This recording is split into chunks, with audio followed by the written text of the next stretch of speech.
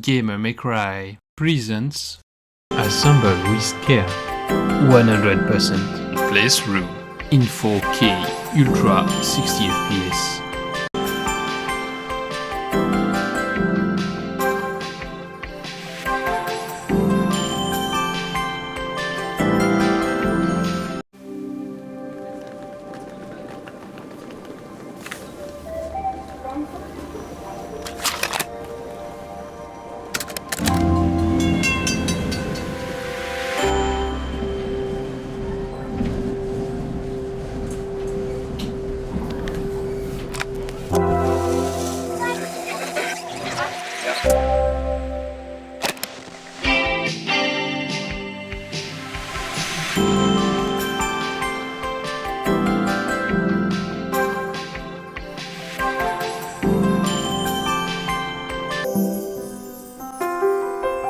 After a year on the road, I thought I'd get tired of traveling. The endless clatter of railways, highways, and everything in between. But as my train pulled into the station at Bellariva, I felt every bit as excited as the first day of my journey. A whole year. It felt like a lifetime. The places I'd seen, the people I'd met, of course, the forgotten treasures I'd given a new lease of life along the way. I'm a restorer by trade. Bringing our most beloved possessions back to life is what I love to do. I'd been traveling for months, working my way from one town to the next, fixing everything from family heirlooms to VCRs. Bellariva was my chance to take a break. Unfortunately, that would have to wait until after I'd unpacked.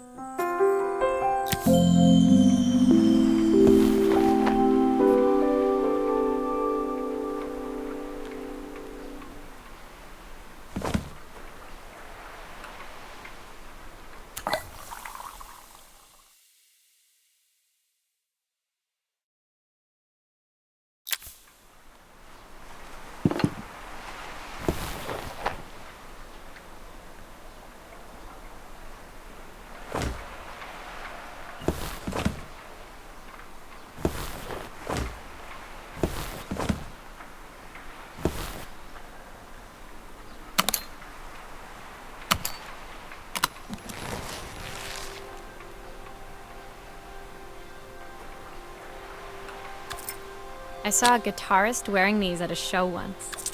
Rock and roll repair woman, at your service. I picked up these sunglasses on my last stop. Hopefully I'm cool enough to pull them off. My passport.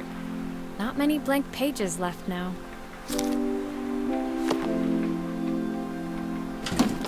The tools of my trade. No hope of restoring things without these. My favorite overalls. These will never go out of style.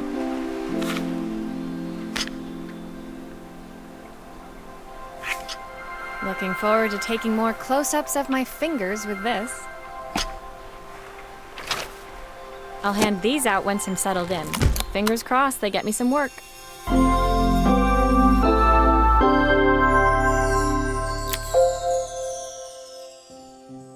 Finally, I'd made it to Bellariva. I'd come for the food festival, taking place in a few days' time. After living off TV dinners and instant ramen for the last few months, I was craving a decent meal. Of course, I'd need to earn enough money to pay for it, so I figured I'd head out the next day and find some work. My parents never wanted me to go. They wanted me to stay in their shop and have a simple, stationary life. I knew there was a world out there, beyond the four walls of our antique store, that I had to be a part of. I daydreamed constantly about the weird and wonderful places each of our antiques came from. I loved figuring out their stories, revealing the memories hidden beneath the screws and wires. My story in Bellariva began with a little girl, and a voice she was longing to hear.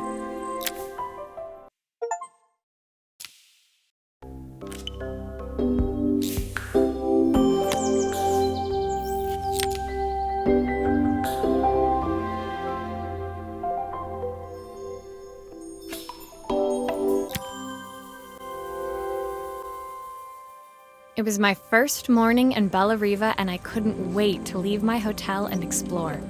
It was a quiet town, its streets and alleyways basking peacefully in the hot morning sun. In the main square, meanwhile, preparations were underway for the festival in a few days' time. As I handed out my flyers, I wondered what the people of Bellariva would need me to fix. So far, everything here seemed perfect. I was starting to worry I'd made a mistake when I felt someone tapping me on the back. Hi, I'm Izzy. Do you know how to fix things? It was a little girl, maybe 7 years old, who must have gotten hold of one of my flyers. She rummaged around in her backpack until she hauled out a battered red cassette deck. My tape is broken and I can't make it work anymore. I tried to fix it myself, but there's this metal thing in the way. Can you try?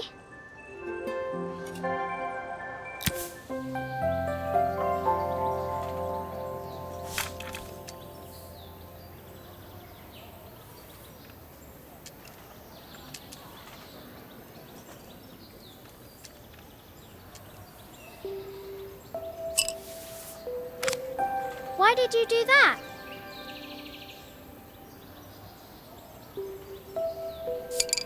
How did you do that? I didn't see.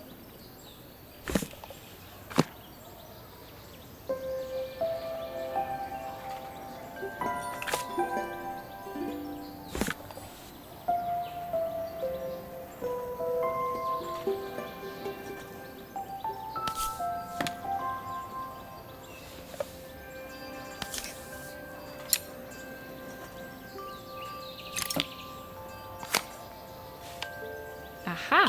Those batteries look like they need replacing. Luckily, I have some spares.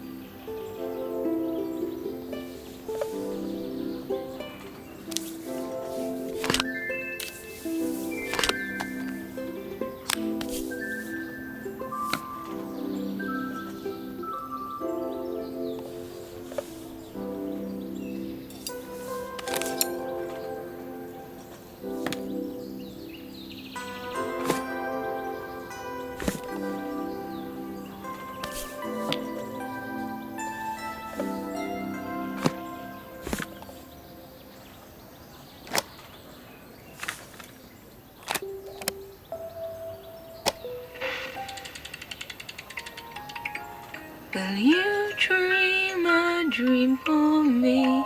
If I sit by your side and hold you so tight, know that I will always love you, even though we both know that we must say goodnight. Good night, my darling.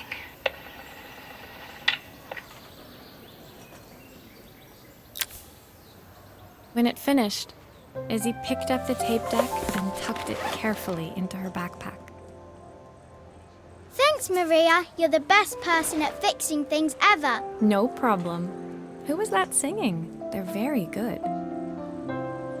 It's my mum. She's not here anymore. Izzy trailed off. It was the kind of silence a cassette tape would never be enough to fill. When Izzy's friends called for her, she dug deep into her pockets, looking for something to pay me with. Eventually, she produced a grand total of a stick of gum, 3 mismatched buttons, and a yo-yo. I usually preferred a check, but Izzy looked so serious, I wrote out a full receipt. She seemed like a happy kid, but beneath it all, part of her life had been shattered. A part I wouldn't be able to fix.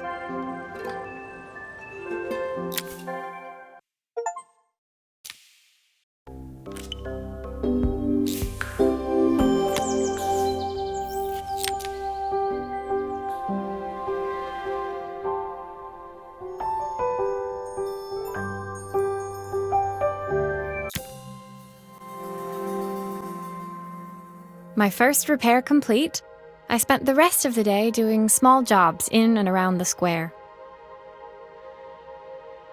I was exhausted when I got back to my hotel and found a message asking me to make one more visit. The address led me to a quaint little house, a stone's throw from the beach. Bathed in the evening light, it looked beautiful, in spite of its flaking paintwork and chipped tiles. The front door was opened by a harried-looking man, still dressed from a long day at the office. Are you Maria? My name's Joseph. I'm Isabel's father. I'm so sorry she bothered you this morning. Please, come in. I'd like to settle up properly. On the mantelpiece, I saw the remains of a broken statue. Without thinking, I picked up a fragment. Ah, my father's statue. What's left of it, at least. Yet another way I'd have disappointed him. It survived 100 years in this family. But 5 minutes with Isabel and... Do you think you can salvage it?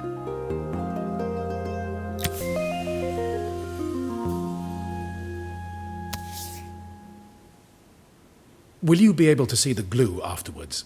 I don't want people seeing the cracks.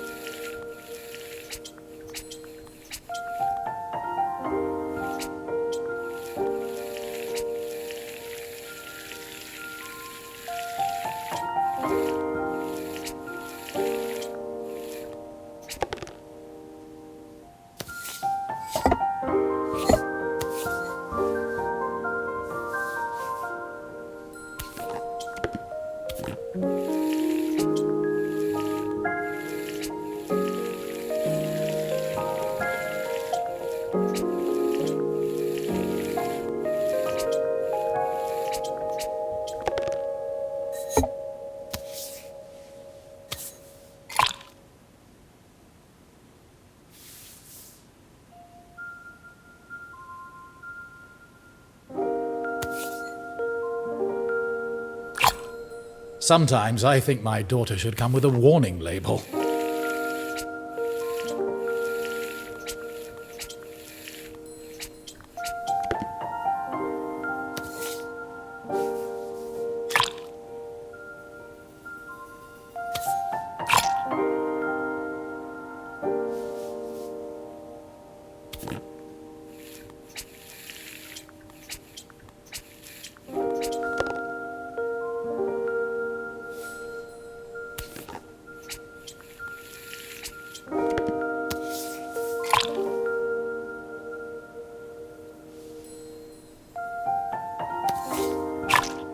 Is this glue really strong enough to hold everything together?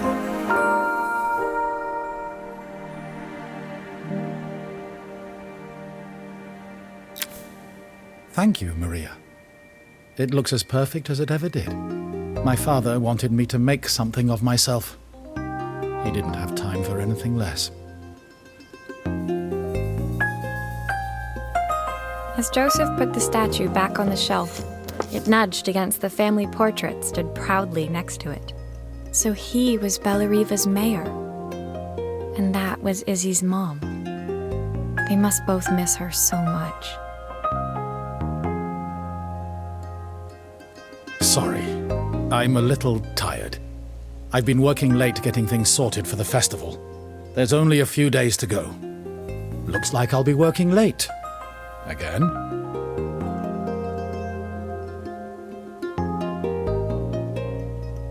When I told my parents I wanted to leave, they always found an excuse to be busy, to avoid talking about it.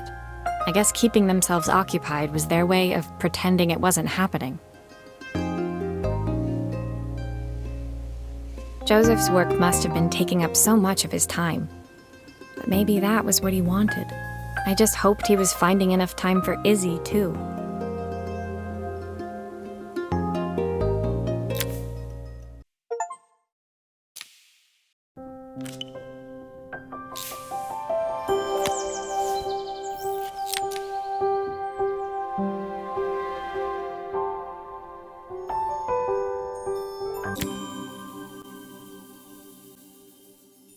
My second day in Bellariva dawned bright and clear. Another beautiful sunny morning. Walking into town, I passed cafes overflowing with customers cradling their morning coffees. I stopped, breathing in the smell of roasted coffee beans and freshly baked pastries.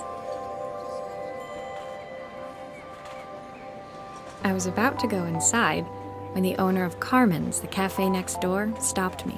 Hello, Maria? Were you here yesterday handing out flyers? I have a job for you. Her place was petite, tucked between its competitors as if hoping they wouldn't notice. Judging by the empty tables inside, though, her potential customers hadn't noticed it either. It's a bit slow today, but we're just getting started. I'm sure it'll pick up soon. As Carmen chatted, she walked over to the counter and returned with an old rotary phone. At least I've got plenty of time to practice my recipe for the festival. It's a new special I've been working on. I was hoping to call my sister for some, seasoning tips, but it won't connect. Can you see if you can figure out what's wrong?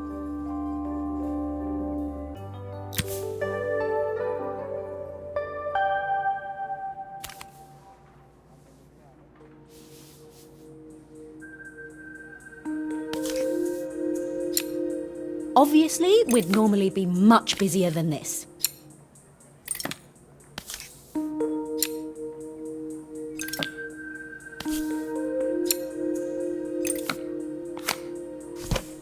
You can fix it, can't you? I can't afford to replace it.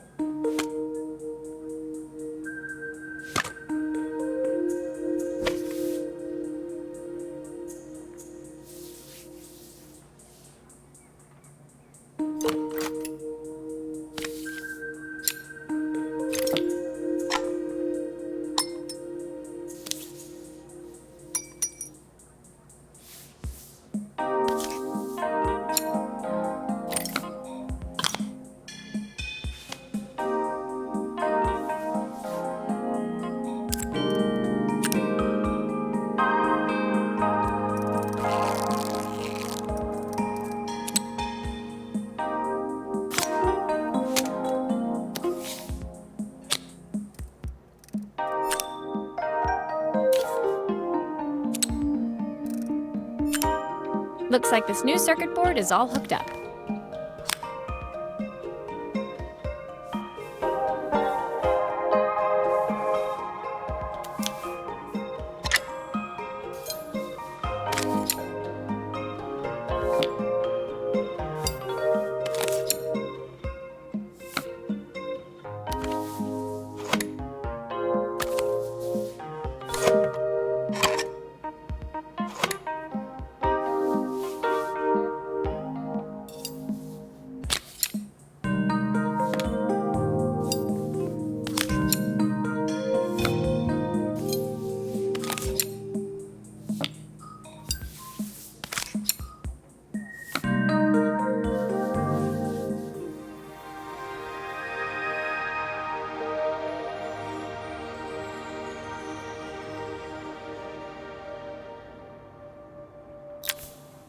When I handed the phone back to Carmen, she seemed almost reluctant to take it from me.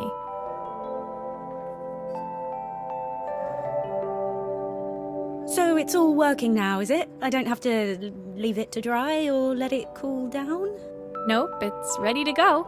It'll be ringing off the hook in no time. That's if I can pay my phone bill, anyway. and the rent, and the suppliers. Anyway, take a seat and I'll be right with you. Your coffee's on the house. I sat at one of the empty tables, while at the counter, Carmen had started dialing the phone. Hello? How's my favourite sister doing today? As she talked, Carmen became more and more tense. This didn't seem like a call for some cooking advice. I know I still owe you from last time, but I can't afford to take part in the festival if I don't pay. I could almost feel the eye roll at the other end of the line.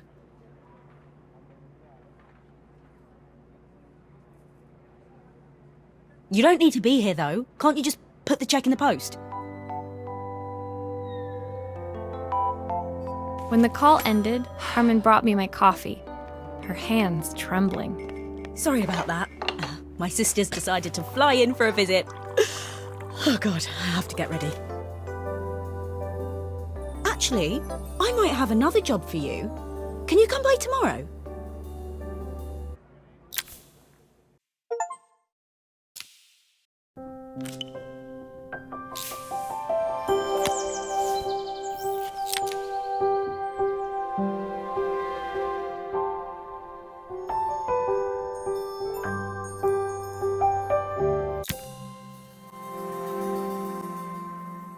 The next day, I'd promised Carmen I'd return to help her get the cafe ready for her sister's arrival.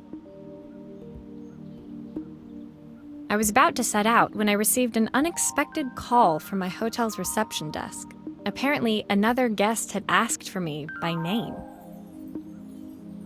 Curious, I took the creaking elevator up to the top floor and made my way to the room number they'd given. I knocked. Are you here about the camera? It's about time. The woman in front of me was immaculate. Not a hair out of place or a crease to be seen.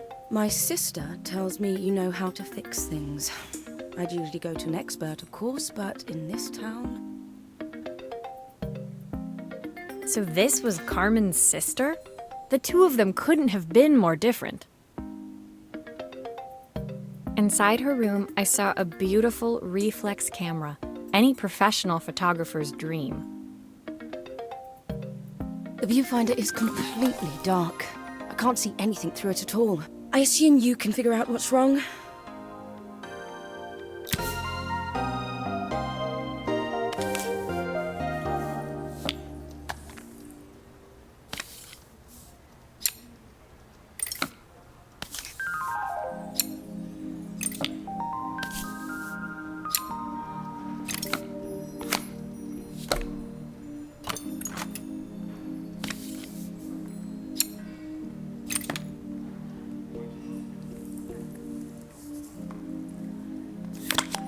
I don't suppose you've fixed anything this valuable before.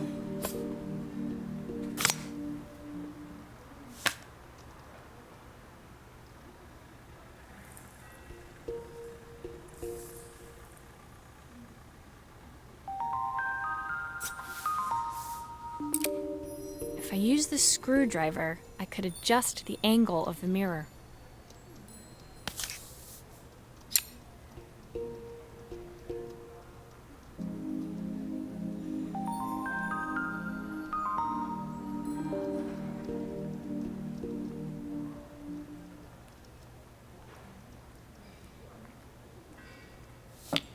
Perfect.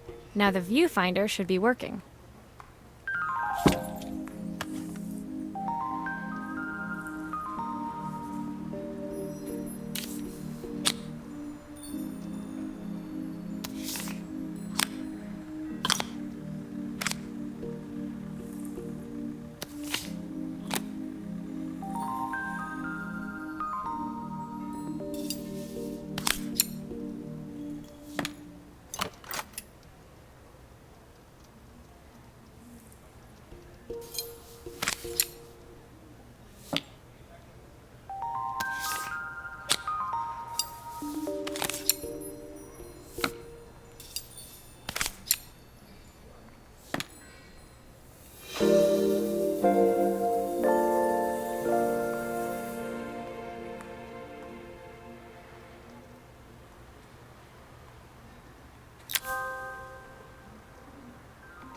I felt a pang of envy as I handed the camera to Helena. I put my disposable to shame.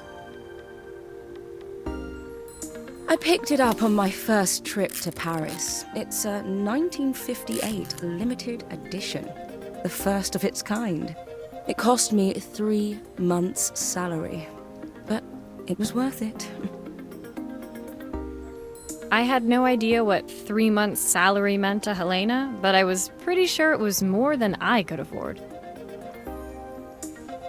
It was strange, really, that we were even staying in the same hotel. I'd picked this place because it was cheap and cheerful, but surely she could afford somewhere better?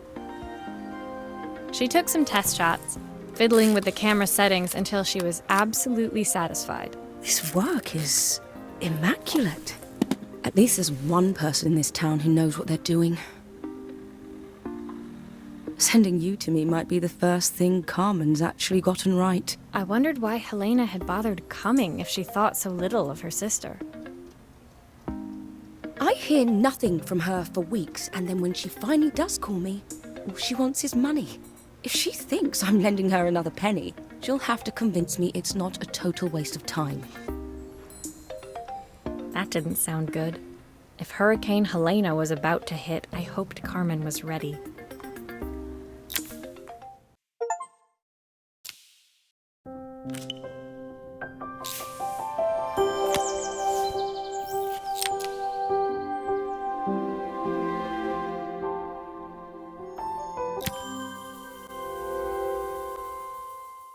The sun was setting over Bellariva by the time I reached Carmen's cafe.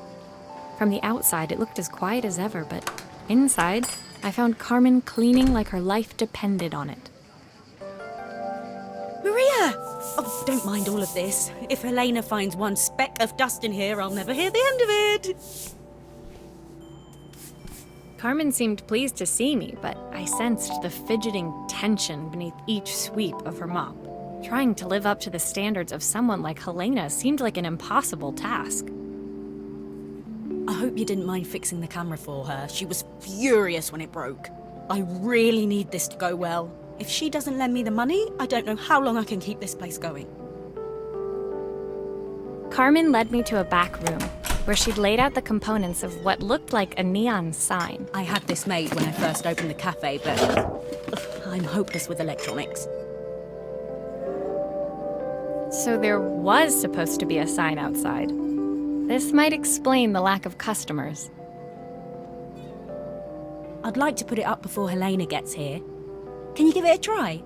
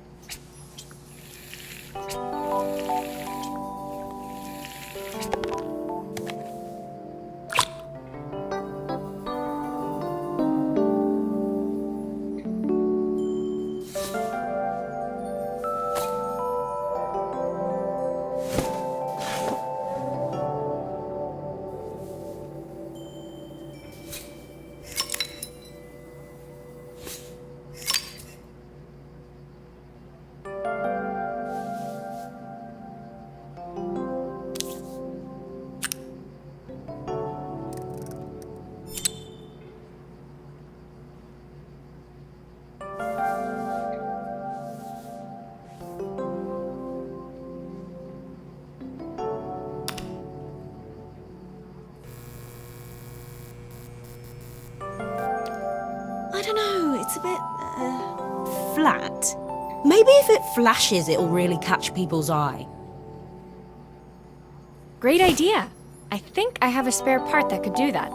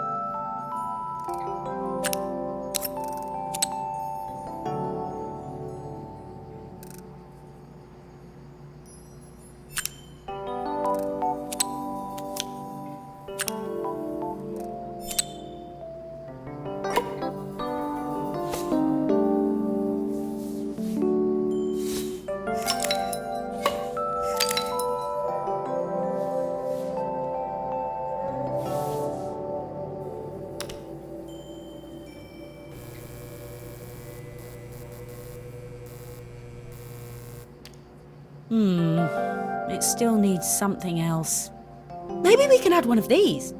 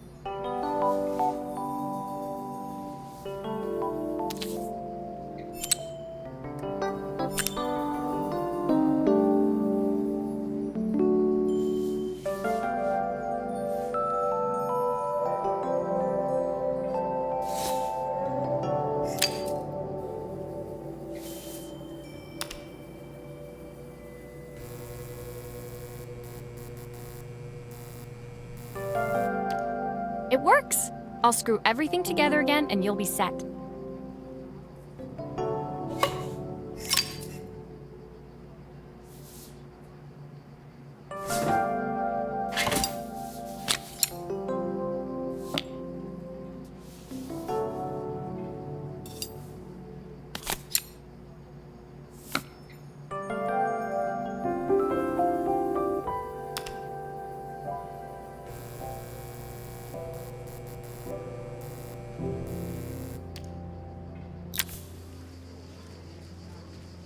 The sign fixed, we headed outside and mounted it carefully over the cafe door.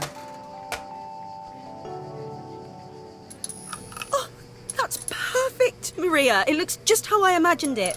When I had this sign made, it all seemed so simple. Oh, I can't believe I might have to give it all up. I hope I've done enough. The smile froze on her face as she spotted something over my shoulder. I turned to see. Of course, my sister owns the only cafe in this entire town that isn't actually open. For better or worse, Helena had arrived. Carmen opened her mouth to explain, but Helena swept indifferently past her. Finally pausing in the doorway, she turned back towards Carmen. The first thing we're doing is getting rid of that hideous sign. And with that, she disappeared inside. I hoped Carmen's chances of saving the cafe hadn't disappeared with her.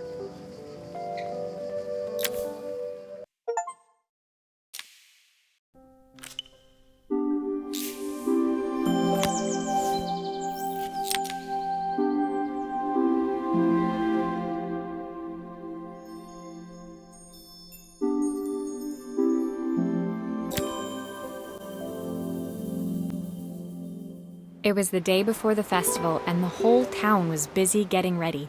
I had more work than I knew what to do with. When Joseph called with another job, I was craving the cool quiet of his and Izzy's seafront house. I'd barely reached their front door when I heard someone calling me. Psst. Maria, I need your help. Quickly, it's top secret. It was Izzy, peeking out from the side of the house. She beckoned for me to follow her. She led me through to a beautiful, unruly garden overflowing with flowers of every color. Nestled among them was a playhouse, its doorway almost completely obscured by a towering rose bush.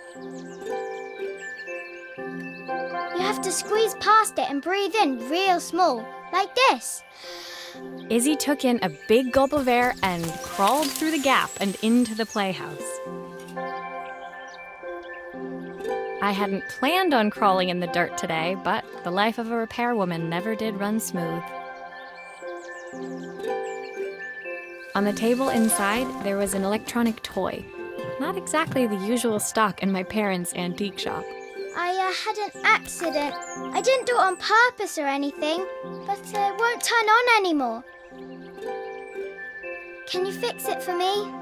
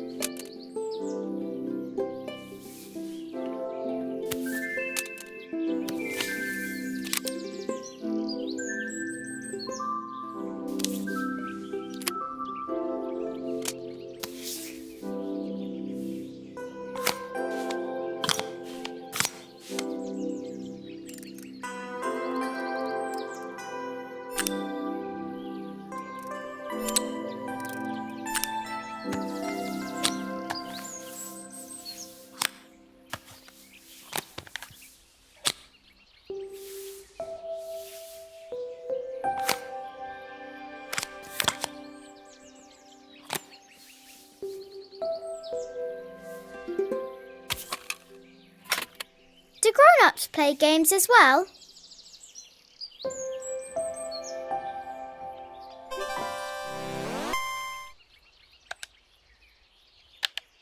Can you show me how to play? I tried before, but it was so hard.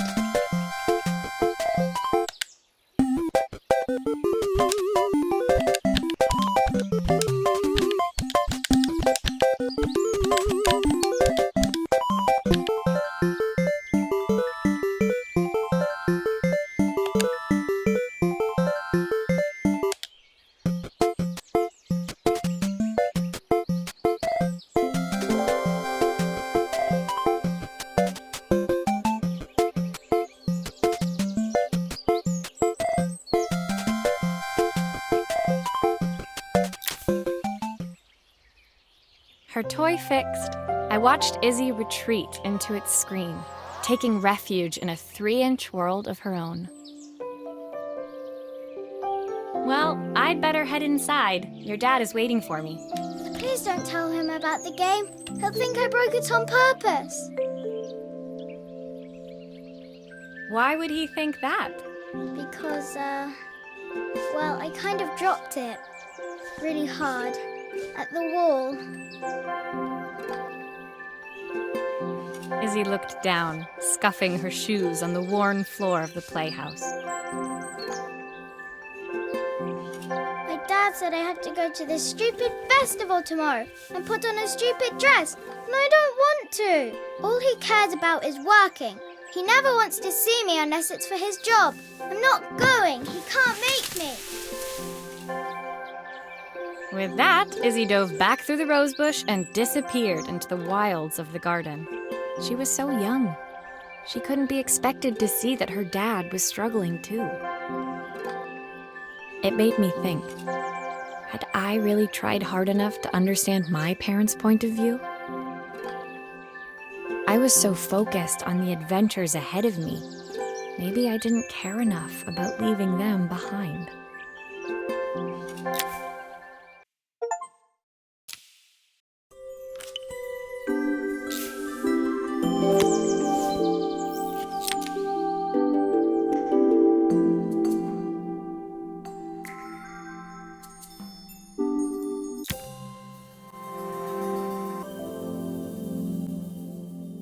Leaving Izzy hiding in the garden, I walked around to the front of the house and rang the doorbell.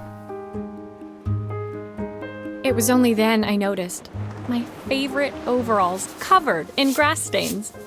I scrubbed desperately, but it was too late. Maria, what are you doing? What happened to your clothes? I was, repairing a lawnmower. How unusual. Well, do come in. The job I've got for you is a little more delicate. Totally embarrassed, I walked into an orderly room filled with papers and ledgers. So this was his office. You must be so busy getting ready for the festival. Are you looking forward to it? Of course. It's traditional for the mayor to judge food from every cafe and restaurant in town. I'll be declaring the best chef in Bellariva by this time tomorrow. Speaking of which... He unclipped the watch from his wrist and very carefully handed it to me. I'll have a tight schedule to follow, but my watch stopped working a while ago. Could you see if you can make it tick again?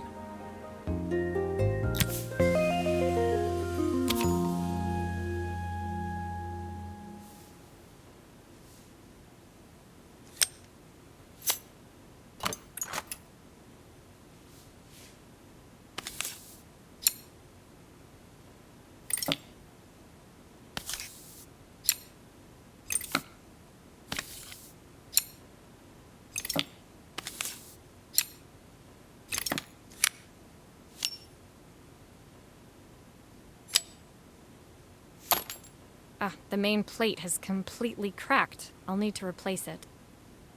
The cogs look good, though. If I'm careful, I can reuse those.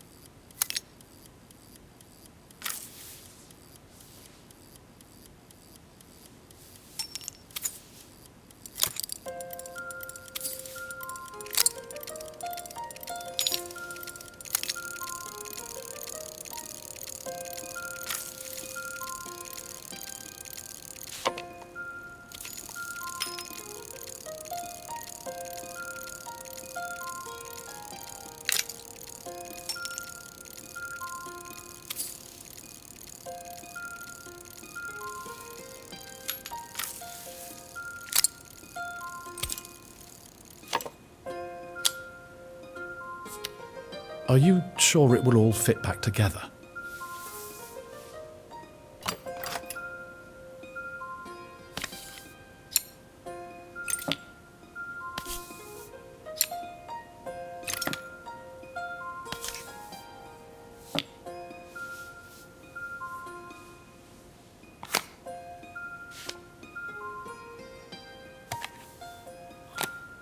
I've not gone a day without this watch since my wife gave it to me.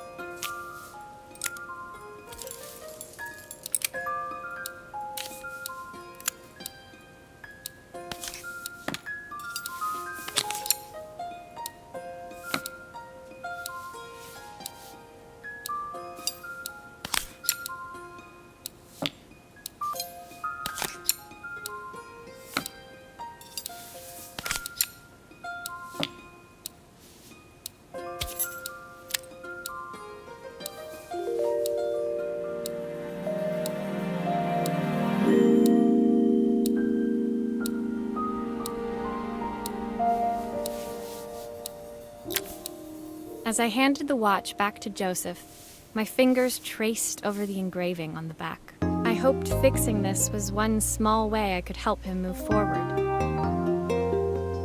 I can't believe it's working, Maria. Thank you. My wife was a brilliant woman. Feeling this ticking on my wrist, it makes me feel like she's still here. Watches measure minutes and hours like they're infinite. I didn't know we had so little time. Even with Isabel, I barely see her. And when I do, she acts like she hates me. Just then, the phone rang. Even when he was at home, his work was never done. Sorry, Maria. I have to take this. I'll see you at the festival tomorrow. As I left, I turned and saw him pacing the floor of his office, his watch glinting in the afternoon sun. I hoped its quiet ticking would at least bring him some peace during the busy days to come.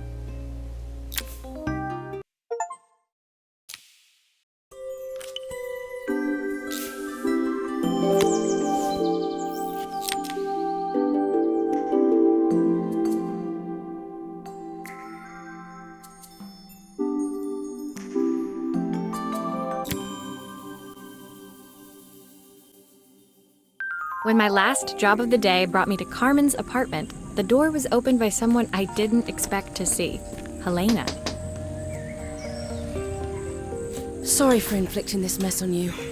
Carmen's never seen a knick-knack she doesn't want to buy, apparently. Carmen's apartment was a little chaotic, but totally charming. It was easy to imagine her living in a place like this. It definitely wasn't Helena's style. She seemed more upmarket than flea market. I wondered why she was even here. We're having a clear out, or at least I am. Carmen's not helping, as usual. There's a market at the festival tomorrow. I'm selling some of these things to make her some money. She says she has nothing when there's all this stuff right under her nose. Helena stepped delicately past the items on the floor and reached down to pick up one from the pile. Look at this slide projector. Our parents treasured it, but Carmen treats it like a piece of junk. Can you take a look?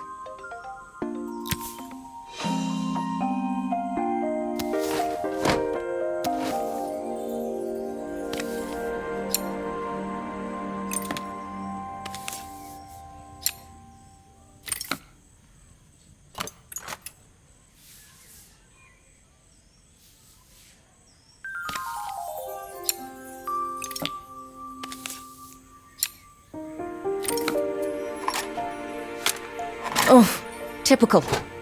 Carmen's even managed to get a slide stuck in here.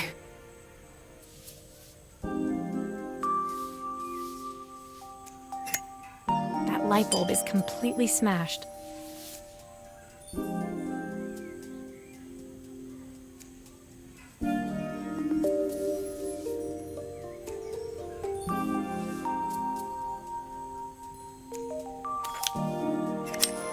Okay, I'll need to redirect the light to the lens at the top for the projector to work.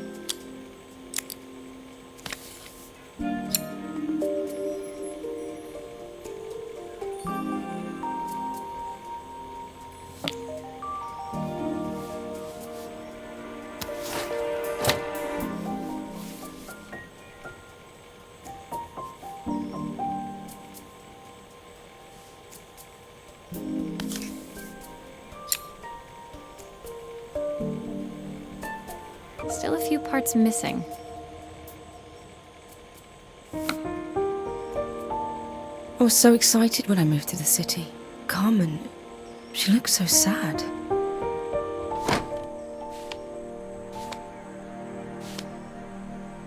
Here's the clicker you'll need to attach. God knows how Carmen broke that as well.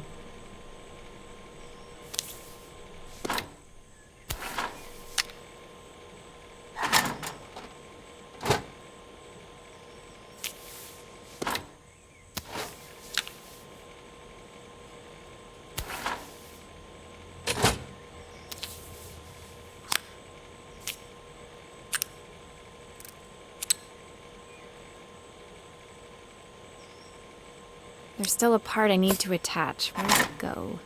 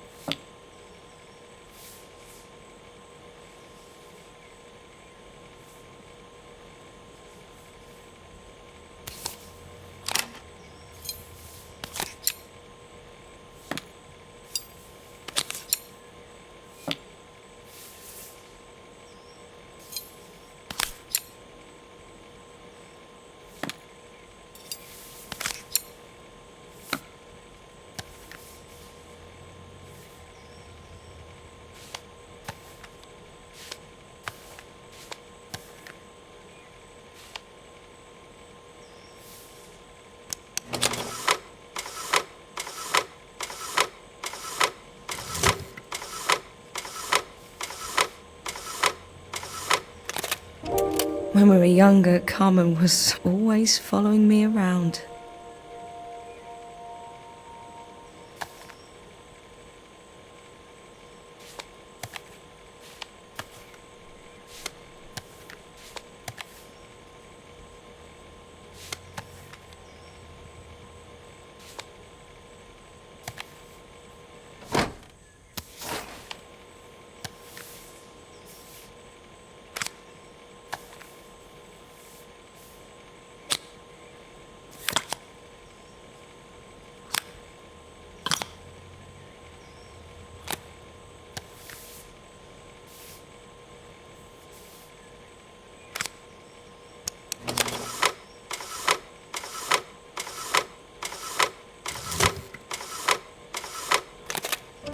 I suppose she looked up to me. A cool older sister.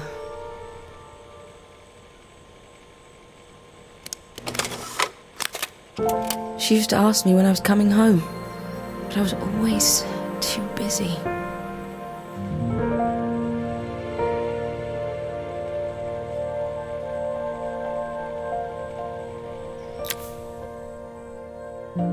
Helena was transfixed, staring at the two young sisters the projector had brought glaringly into focus. I never meant to let her down. But you haven't, have you? You came all this way just to help with the cafe, plus the money. That's the problem. There is no money. I lost my job a few months ago. My savings are almost gone. I have nothing. Carmen thinks I'll throw my checkbook at her bad decisions and make them okay. But I can't. Not this time. You know, the funny thing is, I came here wanting to tell her the truth. But she's so infuriating. How can I ask her for help when all she cares about is herself? Helena fell silent, shrinking under the gaze of her younger self, projected onto the wall. We drifted so far apart when I moved away. It felt like the only thing keeping us together was my bank balance. I know I have to tell her the truth. It isn't fair. But I already lost everything else. What if I lose her too?